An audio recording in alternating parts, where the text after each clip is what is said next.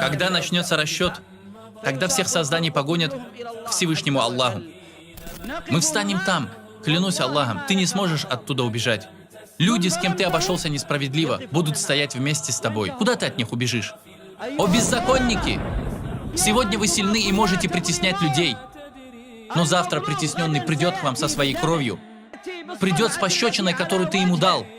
Он придет, чтобы встать вместе с тобой, и ты не сможешь убежать.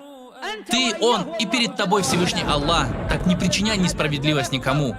Помни, о сильный, куда уйдет твоя сила, когда ты встретишься с Аллахом? О ответственное лицо! Куда денется твоя должность, когда ты встретишься с Всевышним Аллахом?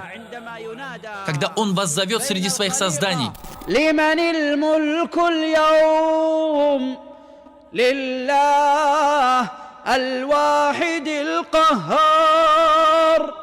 Тот день,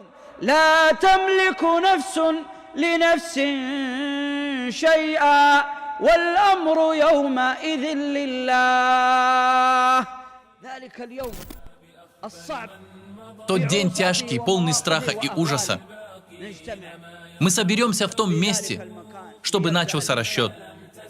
Что касается 4-й сцены, то это нисхождение Всевышнего Аллаха, когда всемогущий Аллах Аль-Джаббар не спустится, чтобы произвести расчет между мной и тобой, между тобой и тем, кто обошелся с тобой несправедливо, между правителем и подчиненным, между пророками и их общинами.